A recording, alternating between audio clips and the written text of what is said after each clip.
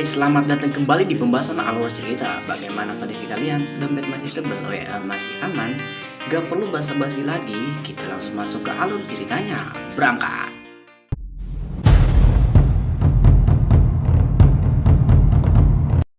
Setelah berhasil memenangkan pertempuran besar dan mengadakan pesta perayaan kemenangan, kini kelompok Taichi pun mendapatkan sebuah hadiah dari sang Raja Gilmar, di mana mereka bebas memilih sebuah senjata yang tersimpan di gedung kerajaan. Tentu dengan senang hati semua orang memilihnya. Miura mengambil sebuah belati, Rin memilih tongkat sihir dengan tampilan elegan, Lemia memilih sebuah cincin dengan permata merah di atasnya, sedangkan Taichi tertarik kepada katana pedang para samurai. Untuk mengetahui kemampuan senjata baru mereka, kelompok Taichi pun mendatangi arena dan langsung diajak baku hantam oleh Jenderal Sumela, sekaligus calon bapak Taichi. Namun sayangnya, Taichi menolak untuk berduel sehingga ia pun hanya pasrah dengan situasinya saat ini.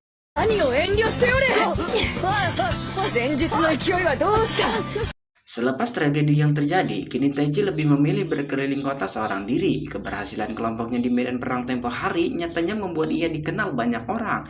Dari tua muda, kakek nenek, eyang buyut uyut, sampai anak-anak mengidolakannya. Akan tetapi, di saat Taichi tengah bermain bersama anak-anak, ia harus mendapatkan sebuah kejutan, yaitu kedatangan Kasim, pemuda yang pernah membuat Taichi mengamuk dan berakhir ia kehilangan satu tangan.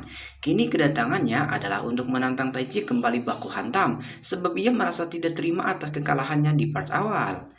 Sehingga akhirnya mereka berdua pun berjalan ke tempat sepi dan jauh dari banyak orang, sebab Taichi tidak ingin warga sekitar terkena dampak dari duelnya. Agar adil dalam pertarungan kali ini, Kasim meminta Taichi buat menyegel kekuatan cheat yang dimilikinya ke dalam sebuah patung, sehingga dengan ini keduanya pun murni menggunakan keterampilan bela diri masing-masing.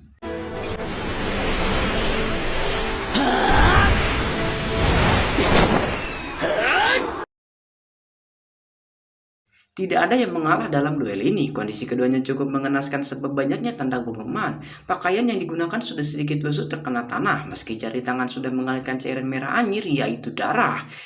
Tidak ada satupun yang mengendurkan pertahanan mereka hingga terjadi kembali baku hantam. Keduanya bermaksud menjadikan serangan ini menjadi serangan penentu. Namun Taichi yang kehilangan kemampuan cheatnya harus mengalami kesulitan. Beruntungnya tiba-tiba saja pemuda itu teringat dengan perkataan Rin tempo hari yang menyuruhnya tetap fokus hingga akhirnya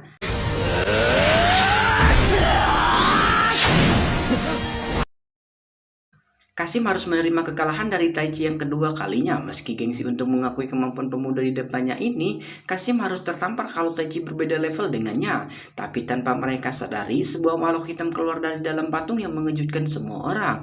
Kasim yang menyaksikan itu semua sungguh sangat tidak percaya dengan apa yang dirinya lihat.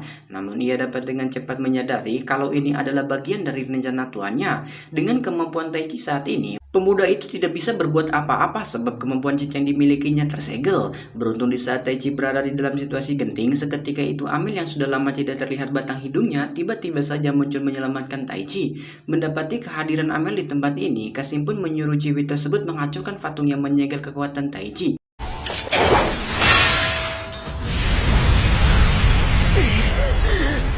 Sekembalinya cheat yang dimiliki Taichi, pemuda itu langsung menyuruh Ari menekan udara sekitar. Dengan kombinasi tersebut, Taichi pun melepaskan serangannya yang kali ini berhasil melenyapkan sang makhluk.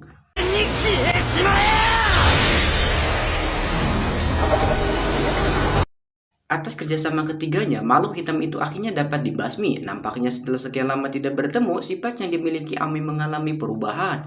Atas kerjasama mereka dalam menghadapi makhluk hitam barusan, Taichi pun berinisiatif memberikan sebuah obat kepada Kasim.